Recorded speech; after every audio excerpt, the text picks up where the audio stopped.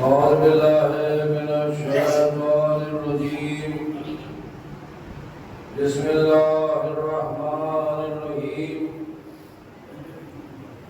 الحمد لله رب العالمين والعاقبة للمتقين والجنة للموحدين والنار للكافرين والمنافقين الصلاة والسلام على أشرف الأنبياء والمرسلين وسيدنا ونبينا وطبيب نفوسنا وحبيب قلوبنا مولانا أبي القاسم محمد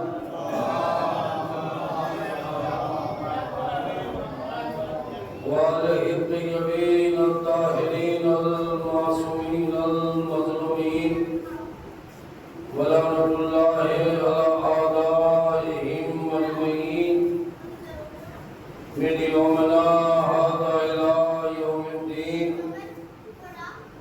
أما بعد فقد قال الله تعالى في كتابه المجيد وهو أصدق الصادقين وقوله الحق.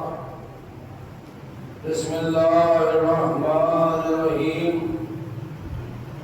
قل لا أسألكم عليه أجرا إلا المودة في القربى صلوات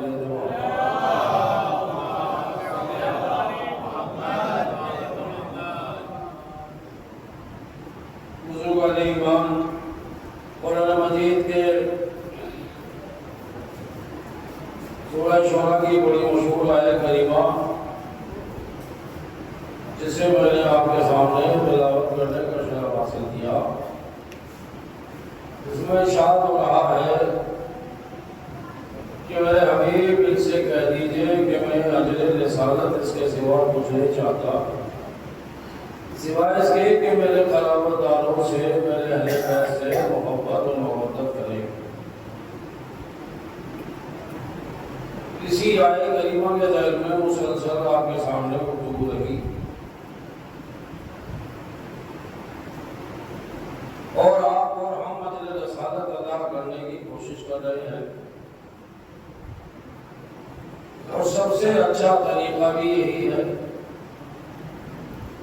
اجر رسالت ادا کرنے کا کہ اگر ان کے گھر میں خوشی ہو تو ہمارے گھروں میں بھی جشن شرابہ ہو، اور اگر وہاں سب ماتم ہو تو ہمارے یہاں بھی سب ماتم ہو، کیونکہ محبت کا تقاضا ہے، محبت کی فطرت ہے۔ اگر آپ کسی سے محبت کرتے ہیں تو پھر اس کے غم میں بھی آپ برابر کے شریک ہوتے ہیں، اس کی خوشیوں میں بھی شریک ہوتے ہیں، اور اس میں نہ مذہب دیکھا جاتا ہے، نہ قبیلہ دیکھا جاتا ہے، نہ قومیں دیکھی جاتی ہے، نہ ملک دیکھا جاتا ہے، نہ رنگ دیکھا جاتا ہے، نہ نسل دیکھی جاتی ہے، نہ روح دیکھا جاتا ہے۔ اگر محبت ہے سامنے والے سے تو آپ نہ یہ پوچھتے ہیں کہ بھائی اس کی قوم کیا ہے، نہ یہ دیکھتے ہیں کہ قبیلہ کون ہے، نہ یہ دیکھتے ہیں کہ اس بستی کا ہے، لیکن اگر اس سے محبت ہے تو آپ اس کی خوشی میں بھی شریک ہوتے ہیں، اس کے غم میں بھی شریک ہوتے ہیں۔ اور آپ نے دیکھا ہے کہ ہم ہندوستان میں رہتے ہیں، ہندوستان اس گلدستے کا نام ہے کہ جس میں ہندو بھی ہے، مسلمان بھی ہیں، سکھ بھی ہیں، عیسائی بھی ہے، کرسچن بھی ہے، سینکڑوں قومیں آباد ہیں۔ آپ نے دیکھا ہے کہ مسلمانوں کے 5 گھر ہیں، وہیں پر 5 گھر ہندو بھائیوں کے بھی ہیں۔ اگر مسلمان کے گھر میں موت ہو جاتی ہے تو آپ نے نہیں دیکھا کہ ہندو بھائی کو ڈھول بجا رہا، اگر وہ روتا بھی نہیں ہے تو رونے جیسا چہرہ بنائے ضرور لیتا ہے۔ ایسا کیوں؟ کسا کے پڑوسی ہے، ہمارا بھائی ہے، ہمارے پڑوس میں رہتا ہے، ہماری بستی کا ہے، اور ہمارے پاس اٹھنا بیٹھنا ہے، ہم سے محبت ہے، ہم سے حقیقت ہے، لہذا یہ تو ہماری ذمہ داری بنتی ہے کہ اگر وہ مصیبت میں ہے تو ہم اس کی مصیبت میں شریک ہوں، اگر اس کے یہاں خوشی ہے تو ہم اس کی خوشی میں شریک ہوں۔ تو دیکھیں کہ دنیا کا ایک محبت کا دستور ہے کہ محبوب کی خوشی میں خوش بھی ہوتا ہے، محبوب کے غم میں رنجیدہ بھی ہوتا ہے، لیکن مسلمانوں کی محبت کا پتہ نہیں چلتا۔ کہ ان کی محبت کا انداز کیا ہے کہ نہ رسول کی خوشی میں خوشی کرتے ہیں نہ رسول کے غم میں غم کرتے ہیں. اعتراض دوسروں پہ ہوتا ہے اور ہم پر اعتراض برابر یہ ہوتا ہے کہ یہ مجلسیں کیا ہیں, یہ مجلسیں کیوں ہوتی ہے. بس اس قوم کے پاس ایک ہی سرمایہ ہے جس کا نام ہے مجلس حسین. لیکن اگر غور کرے تو یہ مجلسیں ہیں جو اس اسلام کو زندہ کیے ہوئے ہیں, تاریخ انبیاء کو زندہ کیے ہوئے ہیں. آپ تاریخ پڑھ لیجئے, پوری تاریخ کو چیلنج ہے کہ آپ نے کبھی نہیں دیکھا ہوگا کہ فرزندان توحید نے کبھی کوئی بینر یا کوئی پوسٹر لگایا ہو کہ آج جلسہ سیرت آدم کے متعلق ہے, یا آج کوئی جلسہ جناب ابراہیم کی سیرت کے متعلق ہے, یا آج کوئی جلسہ سیرت موسیٰ پہ ہے, یا آج کوئی جلسہ سیرت عیسیٰ پہ ہے. 1,24,000 پیغمبر ہیں, کوئی جلسے کا پوسٹر نہیں, بس ایک پوسٹر ہوتا ہے جلسہ سیرت النبی. لیکن اس میں بھی دیکھا کہ صورت بیان ہوتی ہے, سیرت بیان نہیں ہوتی ہے. تو عزیزو یہ مجلس حسین ہے. آئیے مجلس میں بیٹھیے, سنیے مجلس میں کیا ہوتا ہے. ہم کسی کو برا نہیں کہتے ہیں, ہم کسی پہ تبرہ نہیں کرتے ہیں, ہم حق بات کو حق بات کہتے ہیں, ہم حق کو حق کہتے ہیں, باطل کو باطل کہتے ہیں. یہی تو ہمارا جرم ہے. 1400 سال کا ہمارا قصور کیا ہے؟ صرف یہی ہے کہ حق کو حق کہو, باطل کو باطل کہو, اچھے کو اچھا کہو, برے کو برا کہو. یہی ہمارے ہندوستان کا مزاج ہے. ہمارے ہندوستان کا بھی تو مزاج یہی ہے کہ اچھے کو اچھا کہو, برے کو برا کہو. کہا صاحب وہ کیسے؟ ہم نے کہا کہ آپ دیکھیے ہمارے ہندوستان میں ایک تہوار ہوتا ہے ہندو بھائیوں میں, یعنی دسہرہ کا تہوار ہوتا ہے, ایک دسہرے کا پروگرام ہوتا ہے. ہر گلی, ہر شہر, ہر قریے, ہر بستی میں دسہرے کا پروگرام ہوتا ہے. اور اس میں ہوتا کیا ہے؟ صاحب اس میں رام لیلا ہوتی ہے, اس میں صاحب راون کو جلایا جاتا ہے. رام لیلا میں آپ گئے, آپ نے دیکھی ہوگی, نہیں تو آپ دیکھ لیجئے گا. اس میں دو کردار دکھائے جاتے ہیں, ہر سال ہوتی ہے رام لیلا, ہر سال ہوتی ہے. دو کردار سے پیش ہوتے ہیں, باقاعدہ انہیں کر کے دکھایا جاتا ہے. ایک اچھا کردار ہے, ایک برا کردار ہے. بھائی رام لیلا میں دو ہی تو کردار پیش ہوتے ہیں, ایک اچھا ایک برا. لیکن ہر سال اس میں کروڑوں کے اربوں روپیہ خرچ ہوتا ہے. ہم نے ایک ہندو بھائی سے پوچھا, ہمارے ملنے والا تھا, کہ بھائی یہ ہر سال کیوں کرتے ہو, ایک سال کر لیا بس کافی ہے. تو لوگ پلٹ کے کہا مولانا اگر ہر سال نہ کرے تو آنے والی نسلوں کو پتہ کیسے چلے کہ اچھا کون تھا برا کون تھا. بھائی اچھا کون تھا برا کون تھا. ہم ہر سال یہ پروگرام کر کے بچوں کو اپنے بتاتے ہیں کہ بچوں پہچان لو, اچھا کردار یہ ہے, برا کردار یہ ہے. تو جب ہم دکھاتے ہیں تو بچے اچھوں سے محبت کرتے ہیں, برے سے نفرت کرتے ہیں. اور اس کی دلیل یہ ہے کہ اچھے سے محبت کرتے ہیں, برے سے نفرت کرتے ہیں. آپ کا گاؤں چھوٹا سا بستی ہے, آپ کی سیف پور چھوٹی سی بستی ہے, آپ یہیں سے شروع کیجئے نکل کے. جتنے ہندو بھائی ہیں سب کے دروازوں پہ جائیے گا, پوچھئے گا ان کے بچوں کے نام کیا ہیں. کوئی کہے گا رام اوتار ہے, کوئی کہے گا رام سوروپ ہے, کوئی کہے گا راج کمار ہے, کوئی کہے گا رام اوتار ہے. اسی طرح کے نام ہوں گے نا. پوری بستی میں ڈھونڈیے, کوئی آپ کو راون نام کا نہیں ملے گا. ہم نے کہا بھائی ایسا کیوں ہے؟ کہا صاحب وہ برا تھا, رام اچھا کردار تھا, لہذا دنیا اپنے بچوں کا نام اچھائی کے ساتھ رکھتی ہے, برے اس کے نام پہ نام نہیں رکھتی ہے. تو پھر دنیا ہم سے کیوں پوچھ رہی ہے کہ ہر سال مجلسیں کرتے ہو, ہر سال محرم کرتے ہو. ہم بھی تو دنیا کو یہی دکھاتے ہیں کہ دو کردار ہے, ایک کردار کا نام حسین ہے, ایک کردار کا نام یزید ہے. حسین اچھا کردار ہے, آج تک باقی ہے. یزید برا کردار تھا, کوئی نام لینے والا بھی نہیں ہے. آپ اپنی بستی میں ڈھونڈے, مسلمانوں کے گھروں کو جائیں, پوچھیں تو آپ کو مل جائے گا. ساجد حسین, زاہد حسین, قائی حسین, سخاوت حسین, شجاعت حسین. یزید نام کا ایک بھی نہیں ملے گا. یزید کا ماننے والا تو مل جائے گا, مگر بدقسمتی یہ ہے کہ یزید کے نام پہ بیٹے کا نام نہیں رکھ سکتا. کیوں؟ چونکہ یزید برائی کا نام ہے, حسین اچھائی کا نام ہے. صلوات پڑھتے محمد والے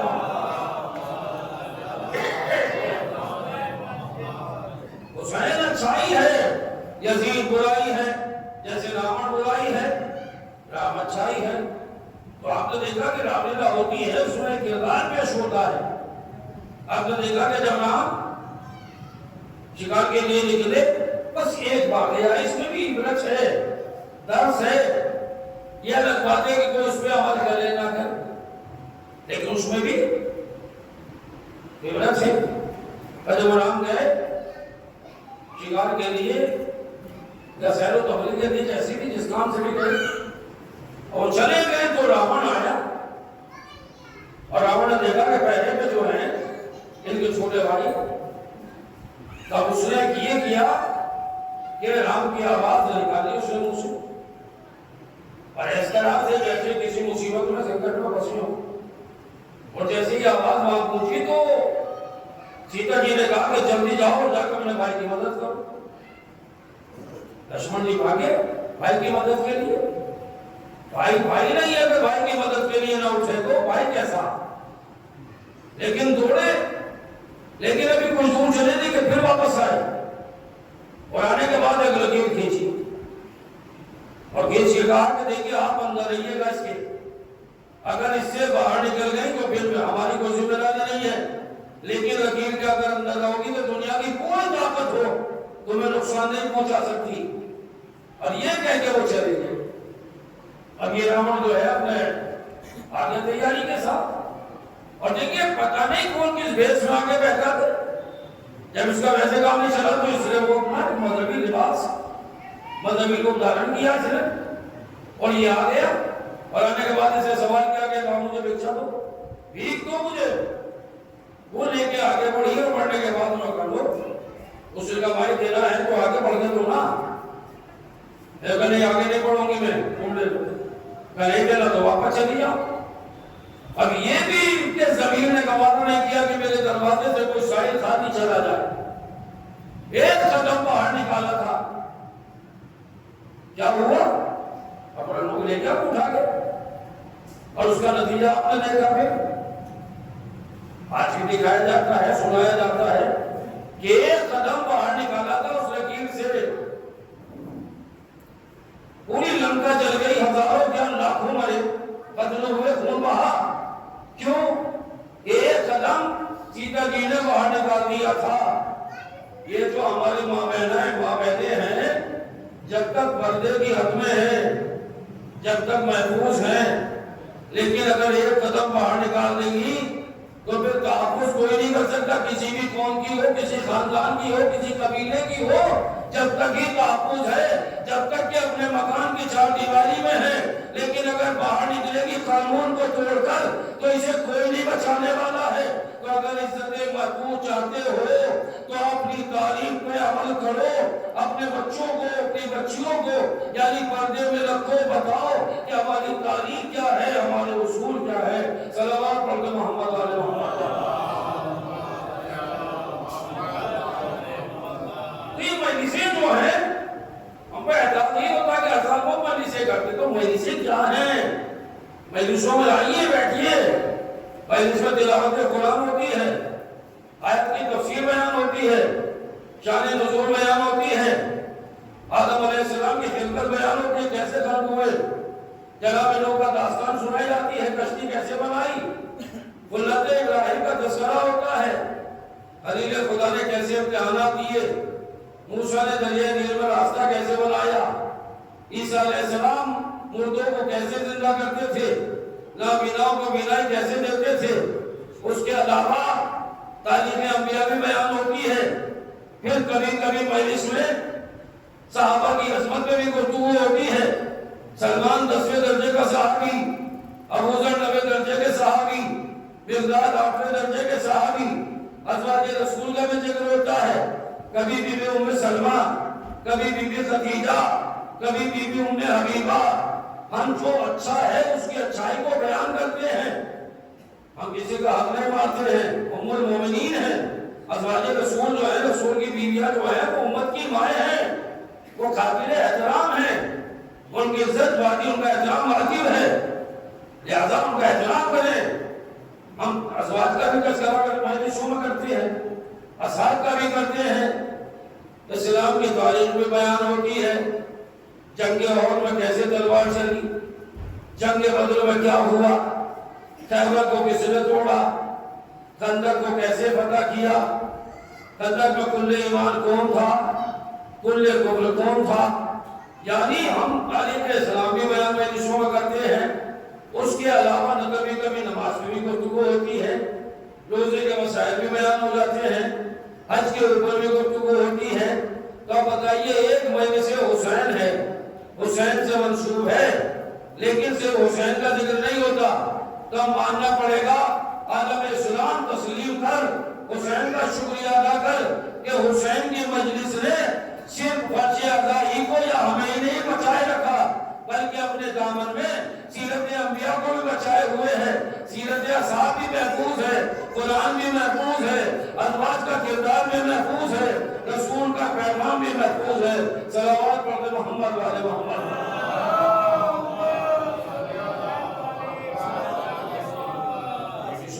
مجلسوں میں بیٹھے اور مجلسوں کو غور سے سنے. وہ مجلسی کیا ہے کہ جس میں کوئی پیغام نہ ہو. تو دیکھیے یہ مجلسی ہماری ہوتی ہے، کسا باقیہ مجلس ہوتی ہے. اب یہ آپ جلوس نکلے الگ لے کے آپ جائیں گے سیدھا پھرتے ہو. ہر سال ہی کیوں ہوتا ہے؟ تو بھیا یہ ہر سال اس لیے ہوتا ہے کہ آپ نے دیکھا ہندوستان میں رہتے ہیں، ہندوستان میں ہر 5 سال الیکشن ہوتا ہے. یہ لوگ ڈر گیا ورنہ اب تک تو پتا نہیں الیکشن ہو گیا. لوگ تو رات تیاریاں میں لگے ہیں. اور آپ دیکھتے ہیں کہ ایک بستی میں چاہے چھوٹی سی بستی ہو اس میں 5-5-6 کینڈیڈیٹ کھڑے ہوتے ہیں اور رات بھر جو ہے چائے پاپے کھانے والوں کی بھی کمی نہیں ہے. ایک چائے کے کپ پر ایک سوکھے ہوئے پاپے میں ساری رات نعرہ پھاڑ کے زندہ باد کے نعرے لگاتے ہیں، چلاتے ہیں گلی گلی میں ہمارا تو جیت گیا. تو جب جیت گیا تو پھر آرام سے گھر میں بیٹھو نا، کیونکہ اس یہاں سے آپ سیدھا پیٹ رہے ہو. جیت گیا تو بیٹھا آرام سے. لیکن نہیں، آپ نے دیکھا ہے الیکشن آئے گا مثلا 4 کینڈیڈیٹ کھڑے ہو گئے، چاروں کا نشان الگ ہے، چاروں کے دفتر الگ الگ ہے، ان کے کاریالے الگ ہیں، چاروں کے ورکر ان کے سپورٹر الگ الگ ہیں، چاروں کے جلوس نکلنے ہیں. ابھی ایک جلوس گزرا نہیں جو دوسرا گیا، دوسرا گزرا نہیں جو تیسرے کا ہنگامہ شروع ہو گیا، تیسرے کا بھی دفعہ آگے نہیں پہنچے تو چھوٹے والے بھی آگے. ہمارا کینڈیڈیٹ زندہ باد، ہمارا کینڈیڈیٹ زندہ باد. یا راتوں کی نیندیں خراب، کوئی 1 بجے چلا رہا ہے کوئی 2 بجے آگے اٹھا رہا ہے. ہمارا بھی خیال رکھیو، ہاں صاحب بالکل رکھیں گے. وہ آگے تھا ہمارا بھی خیال رکھنا، ہاں صاحب بالکل رکھیں گے. ارے کو ہم نے تو ایسے کیا ایسے کیا، وہ سارے حوالے بھی دیے جاتے ہیں. ٹھیک ہے، الیکشن ہر سال 5 سال میں ہوتا ہے، ہر بستی میں کئی کینڈیڈیٹ ہوتے ہیں. الیکشن ہو گیا، سب بڑی دھوم دھام سے بڑا پیسہ خرچ کیا، بڑا لوگوں کو تر کیا. ایک سے ایک ان کا چیز ملتی ہے کھانے کو الیکشن کے موقع پر. جو ایسے ویسے ہیں وہ اپنے کو حیثیت بناتے ہیں اور بازا والا تو جیب کا خرچہ بھی نکال لیتا ہے کینڈیڈیٹ سے. ایسا بھی ہوتے ہیں. لہٰذا ادھر الیکشن ہوا، ووٹ پڑے، سب کے ووٹنگ ہو گئی. اب پوری بستی میں سناٹا چھا گیا. اب تو کانا پوچھی ہو رہی ہے اس کا کیسا رہا. ارے صاحب ہم تو کلیئر ہوئے ہوئے ہیں، ہم تو پورا ایسا پڑا ہے، اس وقت کی ووٹ ہم پہ پڑی. لیکن جیسے ہی نتیجہ آیا تو 1 کامیاب ہو گیا، 3 ناکام ہو گئے. یعنی 3 ہار گئے، 1 جیت گیا. اور جیسے نتیجہ آیا تو صاحب اب تو پورا بستی میں جلوس نکل رہا ہے. جو جیتا ہے اس کا جھنڈا اٹھائے ہوئے اپنے کینڈیڈیٹ کو اوپر بٹھائے ہوئے گاڑی کے گلے میں اس کے مالا ہے، گلی گلی جلوس نکل رہا ہے اور نعرے لگاتے ہوئے جاتے ہیں ہمارا کینڈیڈیٹ زندہ باد، ہمارا رہبر زندہ باد. اسی طرح کے نعرے ہوتے ہیں. جھنڈا اس کا گلی گلی لہرا رہا ہے. اب وہ جیسے جلوس نکلا ہم نے کہا بیٹھے رہو، کل والے وہ تو ایک بول بھی آئے گا. کہا کس کا آئے گا؟ میں نے کہا بھیا اس سے پہلے تو 4 جلوس تھے آگے پیچھے نکلتے تھے، تو ابھی تو ایک ہی تو نکلا ہے، ابھی 3 اور بھی آئیں گے. اب آ جائے کہ بھیا وہ 3 ہار گئے 1 جیت گیا. جلوس جیتنے والوں کا نکلتا ہے، ہارنے والوں کے نہیں نکلتے ہیں. دنیا ہم سے نہ کہے کہ ہر سال علم لے کے گلی گلی یا حسین کیوں کہتے ہو، حسین زندہ باد کیوں کہتے ہو. ہم دنیا کو یہی تو بتاتے ہیں ہمارا حسین 1400 سال پہلے جیتا تھا، آج بھی جیتا ہوا ہے، قیامت تک جیتا رہے گا. یزید کل بھی مردہ باد تھا، آج بھی مردہ باد ہے، قیامت تک مردہ باد رہے گا. صلوات پڑھتے محمد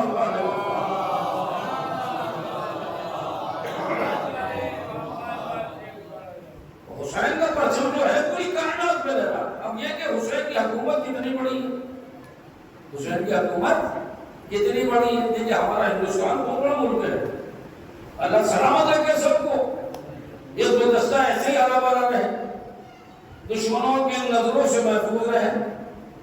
لیکن ہمارا ہندوستان کی ایک شان ہے، اس کا ایک نشان ہے ترنگا۔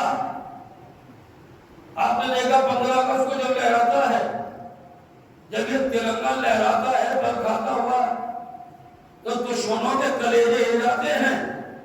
اس کی ہیبت سے دشمن آج میں نظر اٹھتے ہیں، نیندوں سے بیدار ہو جاتے ہیں، راتوں کو چونکتے ہیں۔ یہ ہندوستان کے ترنگے کی ہیبت کا اثر ہے۔ لیکن ہمارے ہندوستان کا ترنگا ہمارے دیش ہی تک محدود ہے۔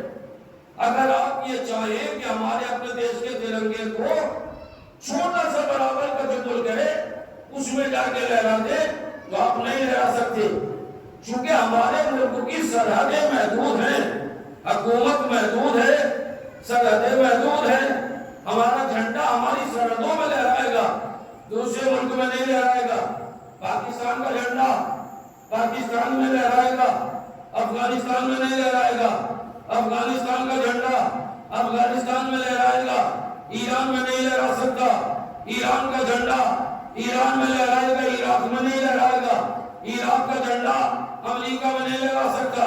امریکہ سپر طاقت ہے مگر اس کا جھنڈا بھی محدود، اس کی حکومت بھی محدود۔ امریکہ چاہے کہ ہندوستان کا اپنا جھنڈا لہراتے نہیں لہرا سکتا۔ ہندوستانی جان دے دیں گے، کہیں گے خبردار یہ تیری زمین نہیں ہے، تیرا ملک نہیں ہے، یہ ہمارا ملک ہے، یہ ہمارا ترنگا لہرائے گا، تیرا نشان نہیں لہرائے گا۔ معلوم یہ ہوا ہر ملک کا نشان الگ، اس کی حدیں محدود، اس کی حکومتیں محدود۔ دوسرے ملک میں کسی ملک کا جھنڈا نہیں لہراتا، لیکن اللہ علیہ حسین تیری حکومت کتنی بڑی ہے، جو علم یہاں ہے، کوئی پاکستان میں ہے، کوئی ایران میں ہے، کوئی امریکہ میں ہے، کوئی عراق میں ہے، کوئی روس میں ہے، ساری دنیا کے سینے پر حسین کا علم لہرا کے کہہ رہا ہے شاست حسین، شاست حسین، صلوات پڑھتے محمد والے محمد۔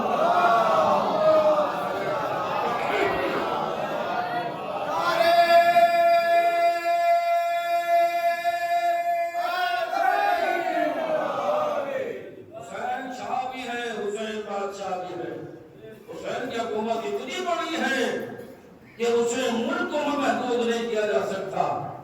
حسین کا جھنڈا کسی ملک کی میراث نہیں بن سکتا۔ یہی وجہ ہے، چلیے میرے ساتھ میں آپ کو دکھاؤں ہمارے اہل سنت بھائیوں کی کتنی انجمنیں ہیں جو حسین کی بارگاہ میں ماتم کر کے خراج عقیدت پیش کرتی ہیں۔ ان کے عزاخانے ہیں، ان کی انجمنیں ہیں۔ آئیے چلیے میرے ساتھ جون پور سلطان پور اعظم گڑھ ہمارے اہل ہنود بھائی ہندو بھائیوں کی انجمنیں ہیں، باقاعدہ تلک لگا ہوا ہے، کرتا ٹوپی پہنے ہوئے ہیں، گلے میں بھگوا کلر کا گمچھا پڑا ہے، ہاتھ میں ڈائری ہے، نوئے پڑھ رہے ہیں، ماتم کر رہے ہیں، حسین کی بارگاہ میں خراج عقیدت پیش کر رہے ہیں۔ آپ دیکھیے گا کہ ہر جگہ قومیں پٹ جاتی ہیں۔ مثلا ہولی کا تہوار آیا، ہندو بھائیوں نے رنگ کھیل کے ہولی کا تہوار منا لیا۔ دیپاولی آئی، ہندو بھائیوں نے گھر گھر چلاوا کیا، روشنی کی، مٹھائیاں بانٹی، ایک دوسرے کو مبارکباد دی۔ ادھر عید آئی، مسلمانوں نے گھر گھر میں سوئیاں بنائی، ایک دوسرے کو گلے ملے، دو رکعت نماز پڑھی۔ لیکن آپ کے نماز میں کوئی ہندو بھائی نہیں آ کے شریک ہوتا۔ آپ نے دیوالی ہولی کے تہوار میں کبھی جا کے ان کے ساتھ رنگ نہیں کھیلتے، چونکہ وہ تہوار ان کا ہے، یہ تہوار آپ کا ہے۔ لیکن یہ محرم جسے تہوار دنیا کہتی ہے کہ محرم کا تہوار آ گیا، تہوار نہیں ہے۔ یہ حسین کی عزاداری جو ہے یہ ظلم کے خلاف ایک احتجاج ہے، ایک احتجاج ہے جو 1400 سال سے چل رہا ہے۔ آج دنیا میں جب ظلم ہوتا ہے، ہر ملک یہ نہیں دیکھتا کوئی بھی کہ یہ ہندوستان میں کس پہ ظلم ہوا، یہ نہیں دیکھتے کس قبیلے کا ہے، کس قوم کا ہے، کس بستی کا نہیں، بس اگر مظلوم ہے تو اس کے ساتھ کھڑے ہو جاتے ہیں۔ ایک مظلوم کا ساتھ دینا چاہیے۔ 1400 سال سے عزاداری میں تو یہی ہے، ظالم کے خلاف احتجاج، آواز بلند کرنا، ظلم کو ظلم کہنا، مظلوم کو مظلوم کہنا، ظالم کی حمایت نہ کرنا، اسی کا نام تو مقصد حسین ہے۔ ایک تو ازدادی حسین ہے، لیکن جب ازدادی حسین کی بات آتی ہے تو ہم نے دیکھا ہے کہ ہر قوم بدل کے رہ جاتی ہے۔ ایک پنڈت تلک لگا کر، کرتا دھوتی پہن کر، اگر چاہے مندر مسجد کے اندر آ کر وہ گھنٹی بجا دے تو کیا بجا دے گے؟ مسلمان مر جائے گا، گھنٹی بجنے سے پہلے اس کی گھنٹی بجا دے گا۔ اگر مسلمان چاہے کہ مندر کے دروازے پہ جا کے اذان پڑھ دے، اللہ اکبر کہہ دے، تو تکبیر بعد میں ہوگی، پہلے اس کی گردن الگ ہوگی۔ یہ جذبہ ہے، احترام ہے، اپنی عبادت خانے کی عبادت کرتے ہیں۔ مگر اللہ حسین کا دربار کہیں چلے جائیں، پوری دنیا میں کہیں کے خانے میں چلے جائیں، آپ کو شیعہ بھی ملیں گے، سنی بھی ملیں گے، ہندو بھی، عیسائی بھی، کرسچن بھی، پنجابی، ہر قوم کا انسان آپ کو حسین کی بارگاہ میں۔ آج حسین کا چہرہ منایا جا رہا ہے عراق میں، جہاں حسین دفن ہے، جہاں حسین کو شہید کیا گیا۔ آپ جا کے دیکھیں 90 کلومیٹر کا حسین کا دسترخوان بچھا ہے۔ ابھی مسلمان حج کر کے آئے ہیں مکے سے، پوچھئے ایک بوتل پانی کتنے کا ملا؟ بتائیں گے اتنے کا ملا۔ کسی نے ایک گلاس پانی بھی نہیں ملا تھا فری۔ لیکن یہ حسین کی بارگاہ ہے، 80 کلومیٹر کا دسترخوان لگا ہے، کھانے والے نہیں، کھلانے والے شکریہ ادا کر رہے ہیں، بھائی کھا لو۔ کھانے والے سے نہیں، کھانے والوں کا تو عالم یہ ہے کہ یہ جو زائرین جو رہے ہیں، آپ نے دیکھا ویڈیو میں، ہمارے ہندو بھائی ہندوستان سے گئے تھے، عربی گئے ہوئے ہیں، یعنی ہمارے ہندوستان سے کم 50 ہندو بھائی گئے ہوئے ہیں کربلا۔ چینوں نے آگے پچھلے سال بھی کہا تھا کہ دنیا میں بہت دیکھا مگر ایسا دربار نہیں ملا جیسا حسین بابا کا دربار ملا۔ یہاں کھانے والے کم ہیں، کھلانے والے زیادہ ہیں۔ حسین کے نام پر کل بھی لٹ رہا تھا، آج بھی لٹایا جا رہا ہے، مگر یہ قوم نہ کل غریب تھی نہ آج غریب ہے۔ ہم نے کہا غریب وہ ہوتے ہیں جن کے ہاتھوں میں غریبوں کا دامن ہوتا ہے۔ ہمارے ہاتھ میں کل بھی جناب امیر کا دامن تھا، آج بھی جناب امیر کا دامن ہے۔ صلوات پڑھتے محمد علیہ۔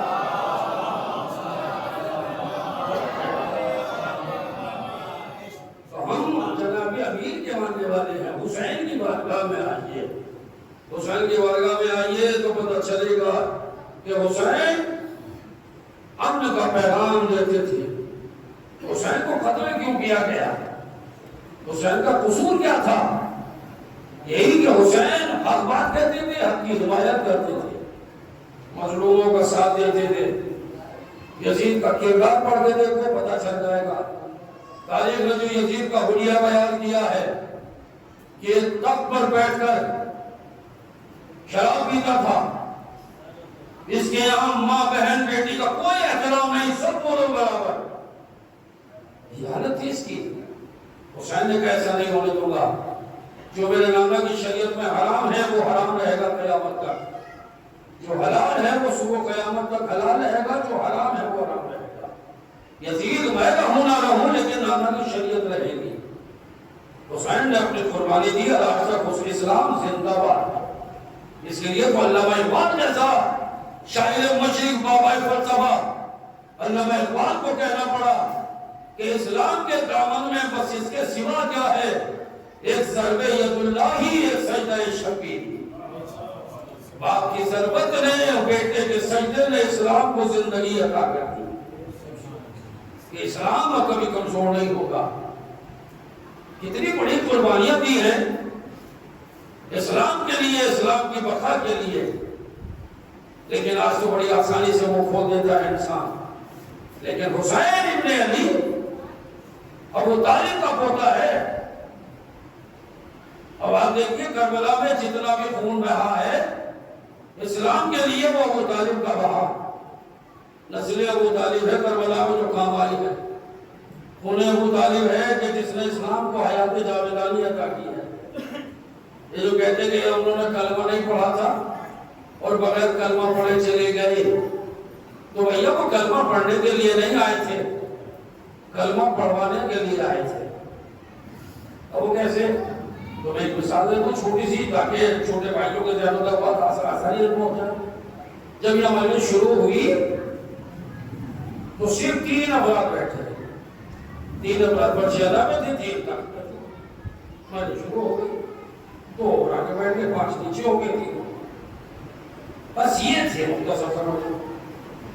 हमने बच्चे को कलम और कागज लेकर दिया, बेटे जाके दरवाजे पे खड़ा होगा, अब मजलिस में नामवाड़े में जो भी आए उसका नाम भी लिखते रहना और वक्त भी लिखते रहना, किस टाइम आए।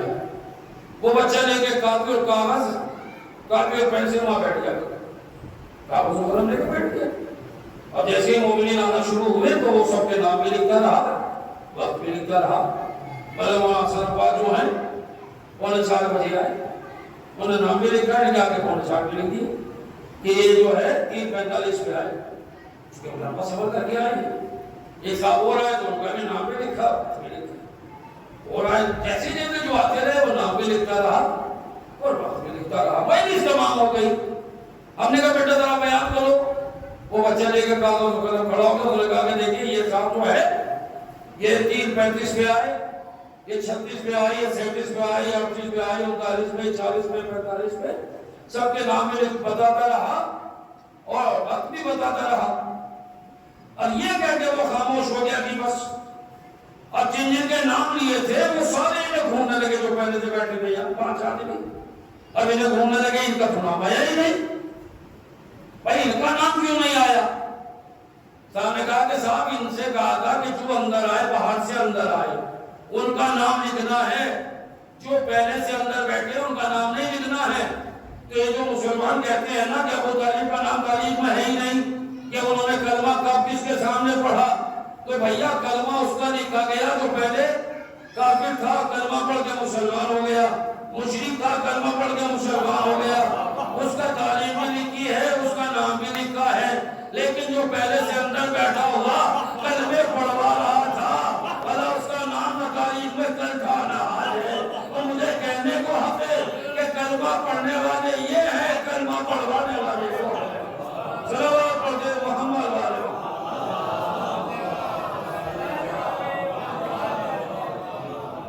है कोई ऐसा जो अपने बच्चों को अपने भतीजे पर कुर्बान कर दे?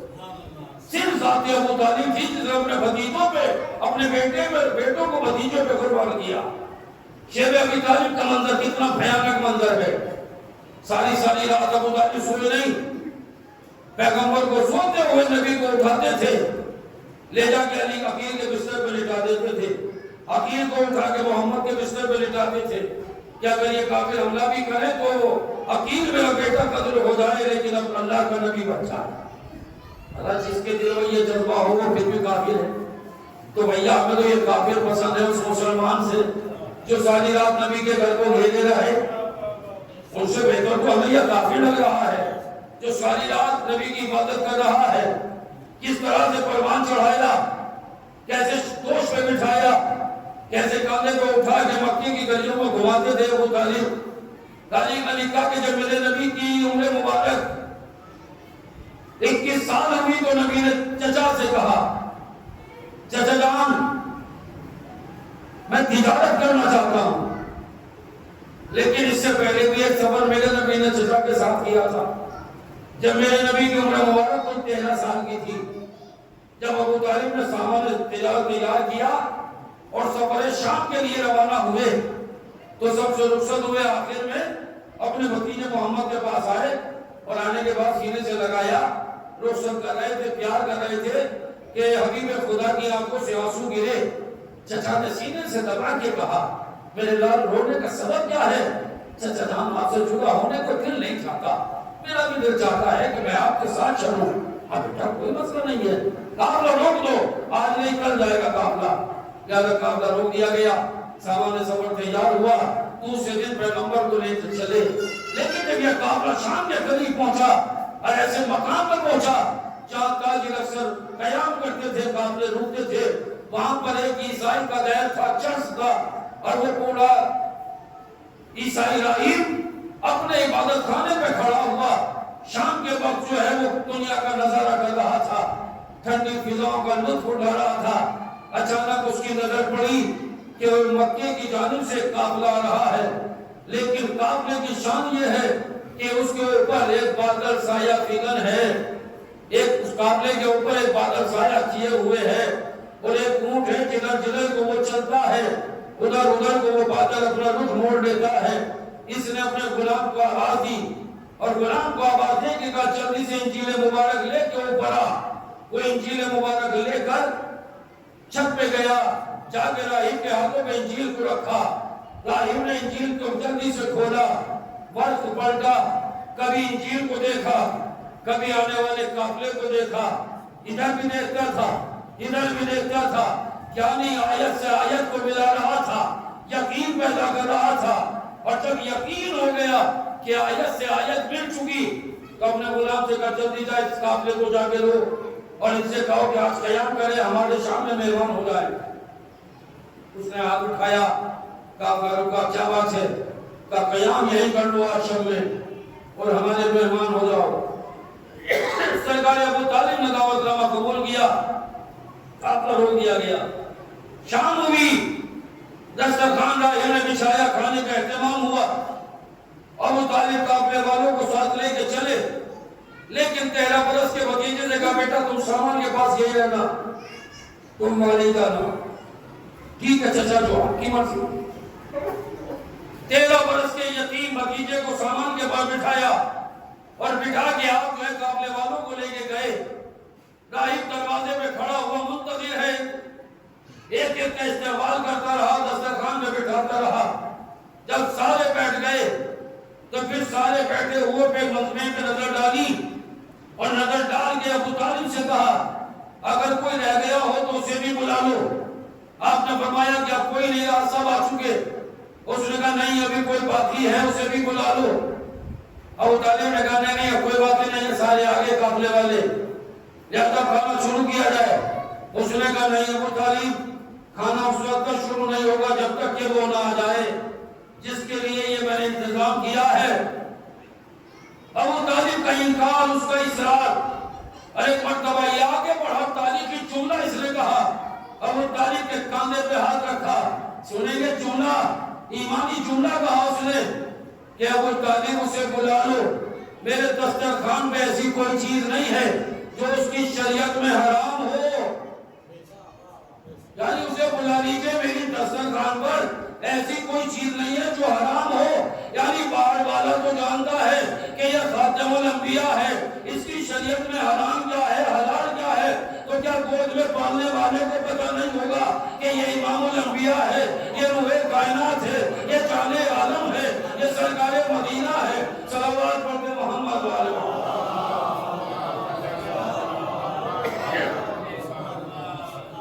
کے عمر میں نبی خود قافلہ لے کے گئے. خدیجہ کی دولت سے سامان تجارت تیار ہوا, لے کے چلے. بس یہ واقعہ ہے, پھر اس کے بعد تمام ہو جائے گی, زیادہ پہلے نہیں پڑھ سکتا. سامان تجارت تیار ہوا, قافلہ چل رہا. خدیجہ نے اپنے غلام میسرہ کو ساتھ کیا. میسرہ بس تیرا ایک کام ہے کہ محمد پہ نظر رکھنا. یتیم عبداللہ پہ جو اس میں کوئی کمی دیکھے تو مجھ سے آگے بتانا. تجھے کام کچھ نہیں کرنا, کسی کو روکنا نہیں ٹوکنا نہیں, لیکن محمد پہ نظر رکھنا ہے. جو بھی اس میں کوئی کمی دیکھے مجھ سے آگے بتانا.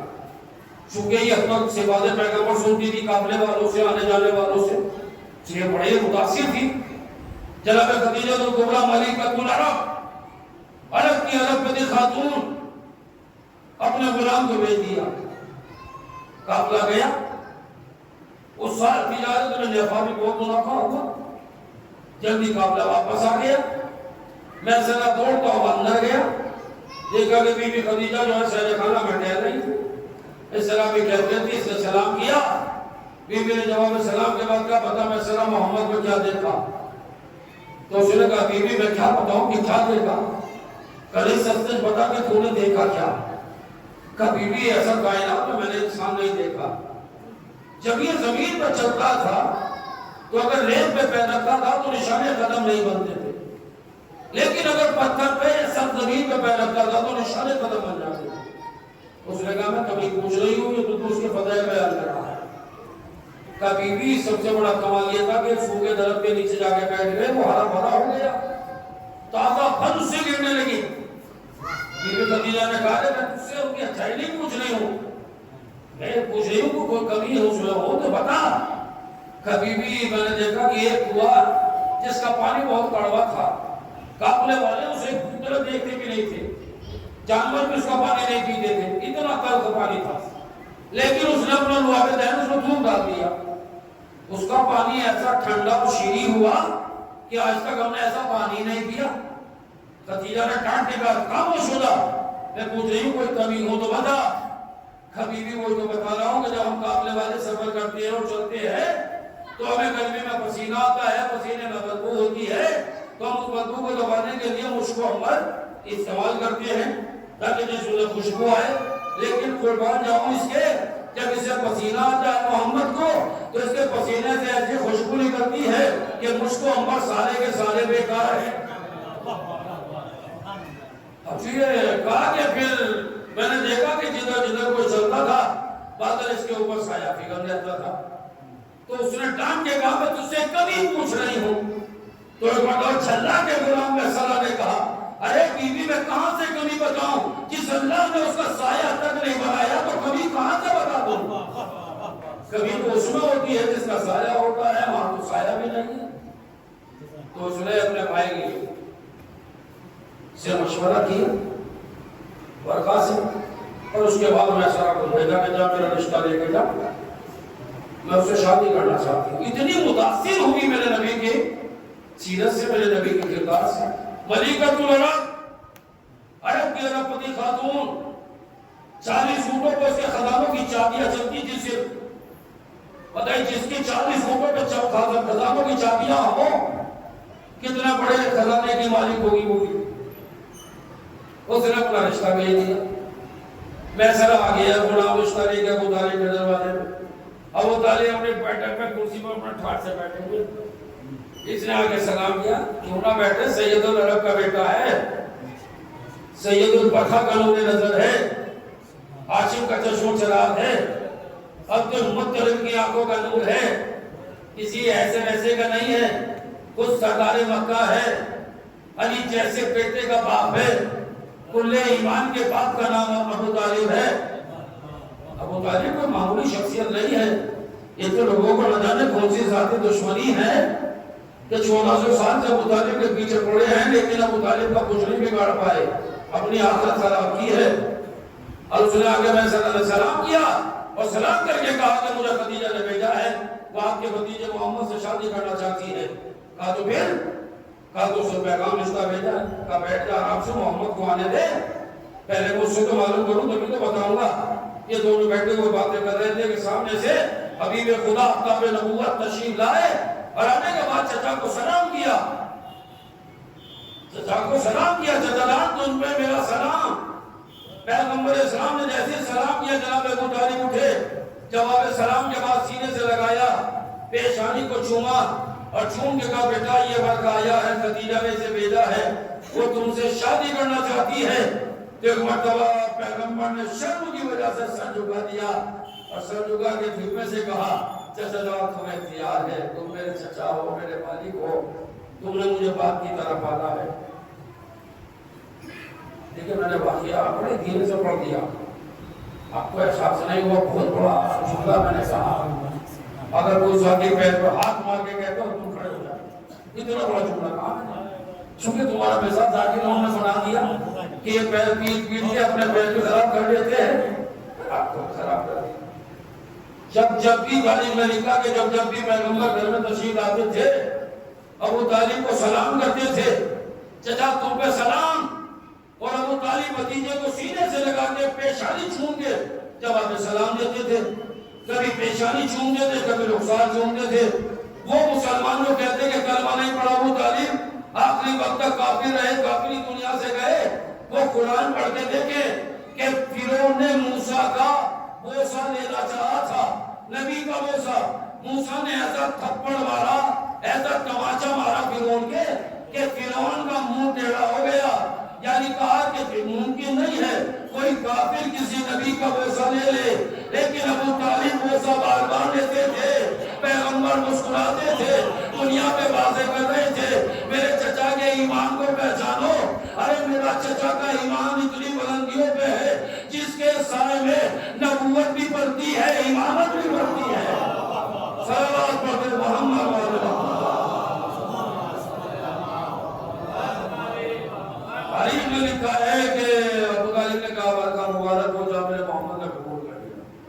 یہ تو صاحب بھاگا ہانکتا وہ چپڑے بھی نکل گئی، دوڑا ہوا گیا دروازے سے چلا کے کہا بی بی مبارک، خدیجہ بی بی مبارک۔ خدیجہ بھی سہنے خانہ میں ٹہلے کی، اس طرح بھی کیفیت نہیں، پتہ نہیں قبول کرے نہ کرے، کرے نہ کرے۔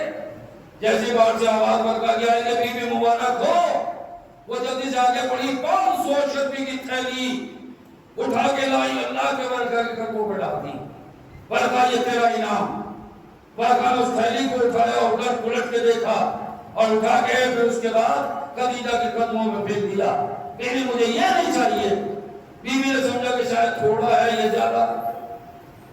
خدیجہ نے کہا کہ برکت جتنا دل چاہے لے جا، سب لے جا، آج تو مجھے کائنات کی سب سے بڑی دولت مل گئی، میں مال دنیا کا کیا کروں گی؟ برکت نے کہا مجھے مال دنیا شک بھی نہیں چاہیے، کہ پھر ہم اس سے وعدہ کر کے جنت میں گھر دلائے گی یا نہیں؟ مجھے جنت میں گھر چاہیے۔ بی بی خدیجہ نے مسکرا کے کہا اس کا مطلب تو اپنی آنکھوں سے دیکھ آیا کہ اس کی شان کیا ہے، اس کے اختیار کیا ہے۔ اچھا اگر یہ بات ہے تو ہمارا وعدہ ہے، ہم جنت میں تجھے گھر دلائیں گے۔ برکا مطمئن ہو کے چلا، میں نے کہا لکھوا تو لے، جنت میں گھر ملے گا یا نہیں؟ کہا اس نے وعدہ کر لیا تو جنت میں تو گھر ملے گا ہی۔ ہم نے کہا کیسے؟ کہا اس نے قبول کر لیا، یہ اس کی زوجہ بن چکی، لہذا کہ یہ کوئی معمولی بیوی نہیں ہے۔ ہم اس کے صفات اپنی کتابوں میں پڑھ چکے ہیں کہ یہ کوئی معمولی بیوی نہیں ہے، اس کا شوہر شافعی محشر ہے، اس کی بیٹی خاتون جنت ہے، اس کے داماد ساقی کوثر، اس کا نواسے جوانان جنت کے سردار۔ تو جنت کو کوئی بڑا مسئلہ نہیں ہے، اس نے وعدہ کر لیا تو دلا دے گی۔ نواسوں سے کہے گی تو دلا دے گی، بیٹی سے کہے گی تو دلا دے گی، داماد سے کہے گی تو دلا دے گی، شوہر سے کہے گی تو دلا دے گی۔ میں نے ہاتھ چھوڑ کے مسلمانوں سے پوچھو، مسلمانوں بتاؤ کیسے جنت ملے گی؟ کیوں نہیں ملے گی؟ آسیہ نے موسیٰ کو پالا، بدلے میں جنت مانگی، اللہ نے کہا جنت میں گھر دیں گے۔ یہ رشتہ لے کے گیا، اس نے بدلے میں جنت میں گھر مانگا۔ بی بی خدیجہ نے کہا جنت میں گھر دیں گے تو اسے بھی ملے گا۔ ہم نے کہا کیوں ملے گا؟ کہا رشتہ لے کے گیا تھا۔ میں نے کہا تو بس فیصلہ ہو جائے، جب رشتہ لے جانے والے کو جنت میں گھر ملے گا تو جو نبی کی بارات لے کے جائے گا، نبی کا نکاح پڑھے گا، نبی کا ولیمہ کھلائے گا، جو نبی کا مہر دے گا، جو نبی کی بارات کو دھوم دھام سے لے کے جائے گا۔ صلوات پڑھے محمد والے۔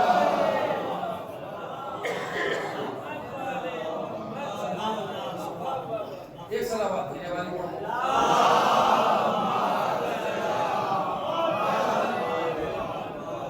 لہذا وہ صاحب جو بارات لے کے جائے گا اسے کیا ملے گا؟ میں نے کہا بھیا میں تو بتا نہیں سکتا۔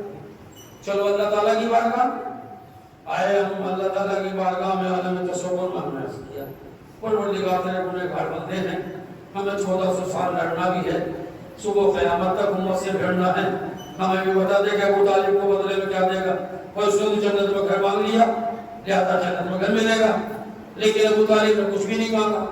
اسے کیا دے گا؟ وہ جو نبی کی بارات لے کے گیا، نبی کا نکاح پڑھایا، مہر دیا، ولیمہ کھلایا، اسے کیا دے گا؟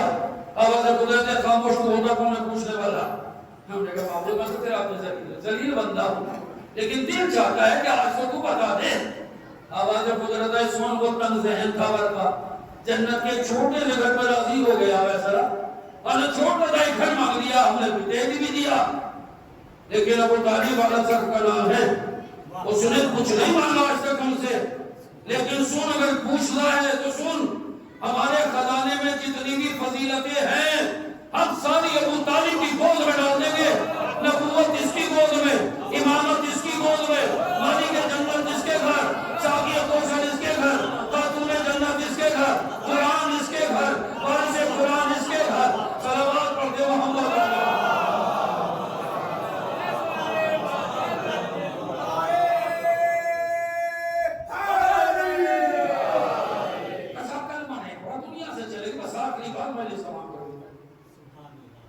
میرے پاس تاریخ کو کتاب کا حوالہ نہیں، میں تو صرف اپنا عالم بھی آتا جو دیکھتا ہوں میں بیان کر دیتا ہوں۔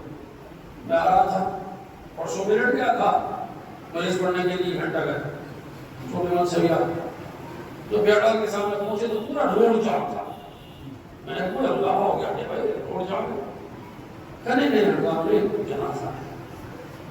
سر پر ٹوپی، کرتا پائجامہ، نورانی چہرہ، داڑھی میں ماشاءاللہ خوشبو لگی ہوئی، زبان پہ کلمہ طیبہ لا الہ الا اللہ محمد رسول اللہ جنازہ لے کے جا رہے ہیں۔ ہم نے کہا بھیا کس کا جنازہ ہے، کس کا انتقال ہوا؟ تو یہ فلاں مسجد کے امام صاحب تھے، ان میں انتقال ہوا ہے۔ اب آگے چلے تو پھر کچھ دور جانے کے بعد پھر روڈ جام تھا۔ ہم نے کہا یہ کیا ہے؟ کہا دیکھا تو ادھر سے پھر جنازہ ہمارے پگڑی والے، بڑے بڑے پگڑیاں سردار جی ہمارے سردار بھائی جنازہ لے کے آ رہے تھے۔ ہم نے کہا بھائی یہ کون سی مسجد کے امام کا ہے؟ تو برابر میں کھڑے تھے، وہ بگڑ کے میں چھکڑا کرواؤ گے، پٹو گے، ہمیں پٹواؤ گے، تم دیکھتے نہیں جنازہ؟ سرکاروں کے کانے میں تو سرکار جی کا جنازہ ہوگا کسی، چلو کوئی بات نہیں۔ آگے گئے تو دیکھا کچھ ہمارے دو بھائی تلک لگا ہوا وہ ارتی کو لے کے جا رہے تھے۔ انہیں کہا جا رہے بھائی یہ کس کے سرکار جی کا جنازہ ہے؟ شبہ تمہیں پتہ ہی نہیں ہے؟ اور کیا کہا رہے تھے تم باتیں نہیں گزار رہے ہو؟ ہمیں کچھ شبہ بھی خیر تو ہے، تم کو بگڑ رہے ہو؟ کہنے لگے بھیا تم پھٹے وغیرہ نہیں پاؤ گے، ہمیں پٹواؤ گے ساتھ میں؟ ہم نے کہا کیوں؟ کہا تم دیکھتے نہیں ارتی ہے اور یہ گنگا جی لے جا رہے ہیں آپ کے رسومات کے لیے، ہمارے فلاں ہندو بھائی کا انتقال ہو گیا، وہ دنیا چلے گئے، ان کی آپ کے رسومات کے لیے جنازے کو ارتی کو گنگا جی لے جا رہے ہیں۔ ہم نے کہا تو پھر؟ کہا تمہیں پتہ نہیں سب دیکھتے نہیں؟ تم نے کیا؟ کہا دیکھیے دنیا کا دستور ہے کہ جس عقیدے کی میت ہوتی ہے اسی کے عقیدے والے جنازہ اٹھاتے ہیں۔ اگر مسلمان مارا ہے تو مسلمان کاندھا دیں گے، وہ جنازہ اٹھا کے کبھی سامنے دفن کریں گے۔ ہندو بھائی کا انتقال ہوا ہے تو وہ ارتی لے کے جائیں گے گنگا جی یا باقی رسومات کو ادا کریں گے۔ اگر سرکار جی کا جنازہ ہے تو سرکار جی لے کے جائیں گے، عیسائی کا جنازہ ہے تو عیسائی لے کے جائیں گے۔ یعنی جس عقیدے کی میت ہے اسی عقیدے کے لوگ آ کے جنازہ اٹھائیں گے۔ ابو طالب کا جب دنیا سے انتقال ہوا تو اب تاریخ سے پوچھو کہ جنازہ اٹھایا کس نے ہے؟ علی نے آ کے خبر رسول کو دی، یا رسول اللہ بابا دنیا سے چلے گئے۔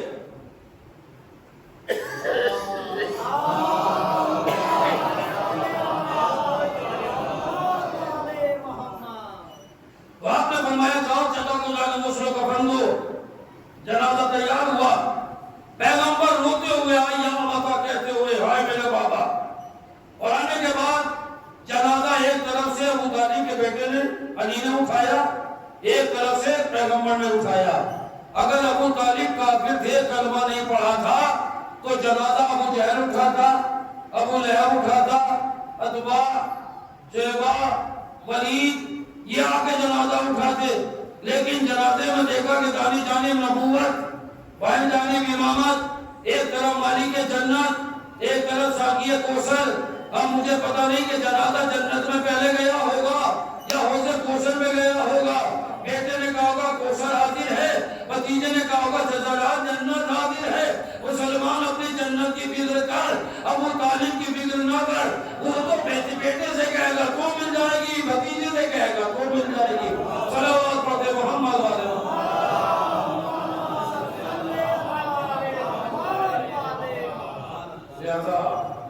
آج چیلو ہے مظلوم کربلا کا، چیلو منانے کے لیے آئے ہیں۔ مال مالی جو ہے فضائل نہیں ہے، مسائل سے ہی کچھ ہوتا ہے۔ اور یہ آخری غم، کبھی مرثیہ آپ نے سنا ایسن نے مرثیہ پڑھا چیلوں کے حوالے سے، چیلوں جو کربلا میں 72 کا ہو چکا۔ آج ہی کا وہ دن ہے جب علی کی بیٹی ریا ہو کر کربلا پہنچی۔ آج ہی کے دن جناب زینب کربلا پہنچی ہے، بھائی کا غم منانے کے لیے زینب کربلا میں آئی ہے۔ لیکن روایت کہتی ہے کہ جب یہ قید شام سے قافلہ چھوٹ کے چلا تو یہ سکینہ کی قبر پہ گئی اور جا کے کہا بی بی اٹھو، تمہیں وطن جانے کی بڑی آرزو تھی، دوست پوچھتی تھی وہ بھی اماں ہمیں بھی وطن جانا نصیب ہوگا یا نہیں؟ بیٹی اٹھو ہم وطن جا رہے ہیں۔ ایک آواز بلند ہوئی قافلے والوں، جب کربلا سے گزرو تو بابا سے میرا سلام کہہ دینا، کہنا کہ واہ بابا تجھے یاد کر کے رونے والی سکینہ زندان میں سو گئی۔ روات کی گود بھی اجڑ گئی، ماں بھی اجڑ گئی۔ اجرکم اللہ، خدا کوئی محمد سوائے امام حسین کی عطا نہ ہو۔ روایت کہتی کہ قافلہ سوار ہوا اور ایک مرتبہ ایک معاملہ کربلا پہنچا، لیکن کربلا قتل حسین کی خبر جب نبی کے صحابی کو ملی جس کا نام تھا جابر بن عبداللہ انصاری، جو آنکھوں سے نابینا تھا، اپنے غلام کو لے کے وہ کربلا آیا، دریا فرات پہ گیا، جانے کے بعد دریا میں غسل کیا، پاکیزہ لباس پہنا، غلام سے کہا مجھے قبر حسین کو لے کے چل تاکہ میں آقا کی قبروں کی زیارت کروں۔ غلام آیا، قبروں کے درمیان میں کھڑا ہو گیا، جابر نے پوچھا کیا ہوا؟ کہا آقا ایک قبر نہیں ہے، یہاں بہت سی قبریں ہیں، مجھے نہیں پتا فرزند زہرا کی قبر کون سی ہے۔ کہا غلام سے کہ پیچھے ہٹ جا۔ جابر نے ایک مرتبہ تڑپ کے کہا السلام علیکہ یا ابا عبداللہ، قبر حسین سے جواب سلام آیا، جابر قبر حسین پہ گرا، جابر قبر حسین سے لپٹ کے فریاد کر رہا تھا کہ اچانک زمین کربلا ہلی، آواز آئی، حسین کی آواز آئی، اے نانا کے صحابی اٹھ جا جلدی سے، ارے کربلا سے باہر نکل جا، آفتاب پہ غلطی ہو گئی۔ کہا نہیں نانا کے صحابی، ارے میری دکھیا بہن زینب آ رہی ہے، ارے میری بہنیں آ رہی ہیں۔ جابر اٹھا، قبر حسین سے دور چلا گیا، قافلہ کربلا میں پہنچا، جیسے زینب کی نظر پڑی اپنے کو محمل سے گرا دیا۔ زینب نے اٹھنا چاہا مگر طاقت نے ساتھ نہ دیا، علی کی بیٹی گھٹنوں کے بل چلی، جیسے کوئی بچہ چلتا ہے، بھائی کی قبر پہ گئی، بھیا زینب آ گئی، بھیا سکینہ زندان میں سو گئی، بھیا تیری بہن زینب اٹھنی ہے۔ اجرکم اللہ، روایت کہتی کہ زینب ماتم کرتی رہی، روتے روتے زینب نے ایک مرتبہ اٹھی، سجاد کا بازو پکڑا، اے میرے لال مجھے میرے بھائی کی قبر پہ لے کے چل، مجھے عباس کی قبر پہ لے کے چل۔ سید سجاد حبیب کو لے کے بیمار امام ارے چچا کی قبر پہ آئے، اب جو سجاد آ کر دریا کی ترائی میں آ کر ایک چھوٹی سی قبر پر لا کے زینب کو کھڑا کیا۔ زینب نے کبھی قبر عباس کو دیکھا، کبھی سجاد کو دیکھا، تڑپ کے جملہ کہا اے میرے لال اگر تو امام زمانہ نہ ہوگا تو زینب کچھ کہتی، بس مجھے اتنا بتا دے میرا بھائی تو بہت لمبا تھا، یہ قبر چھوٹی کیوں ہے؟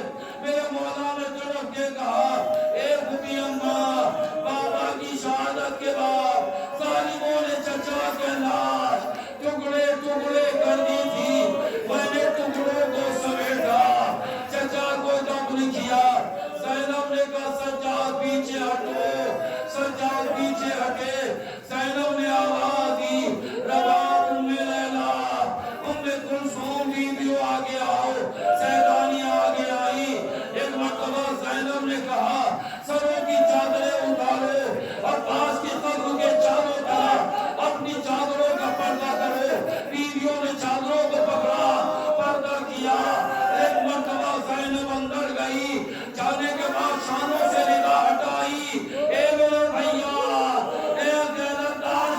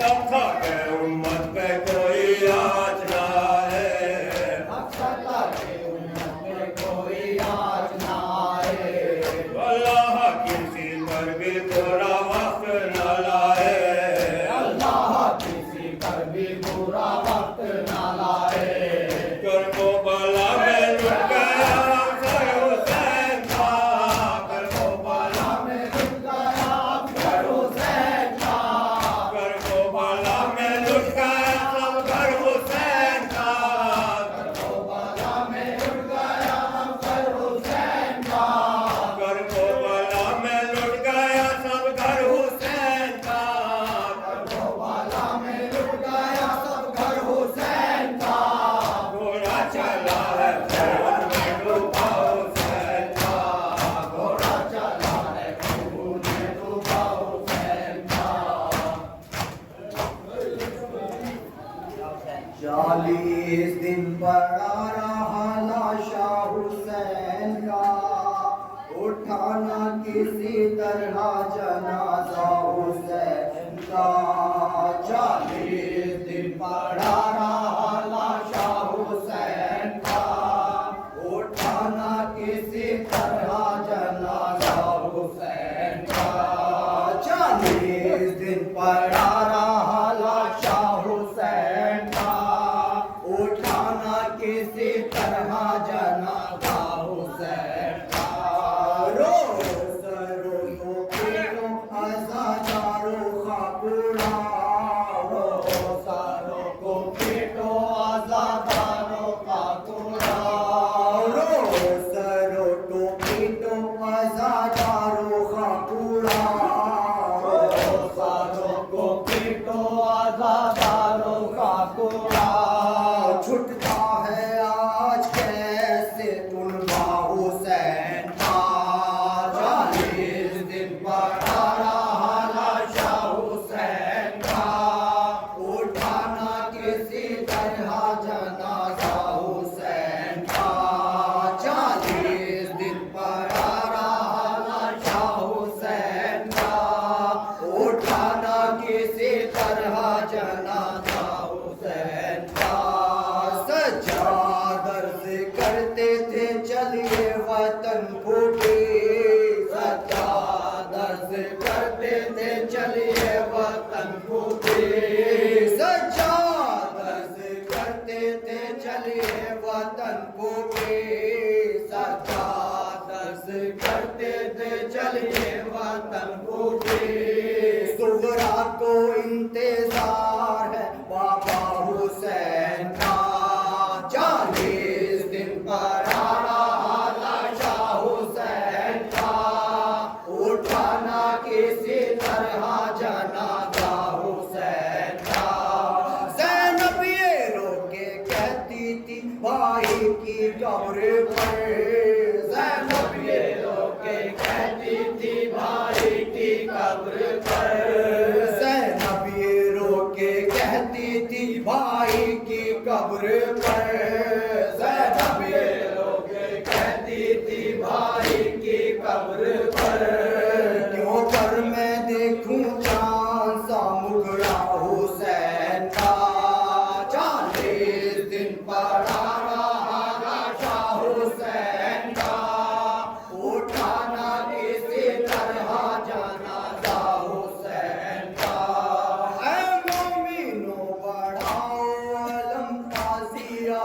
اٹھاؤ، اے مومنو بڑھاؤ علم تازیہ اٹھاؤ، اے مومنو بڑھاؤ علم تازیہ اٹھاؤ، اے مومنو بڑھاؤ علم تازیہ اٹھاؤ، چہلم تمام ہو گیا آقا حسین کا، 40 دن پڑا رہا لاشا حسین کا، اٹھانا کسی طرح جنازہ حسین کا، روتے ہیں مصطفیٰ علی فاطمہ حسن، روتے ہیں مصطفیٰ علی فاطمہ حسن، روتے ہیں مصطفیٰ علی فاطمہ حسن، روتے ہیں مصطفیٰ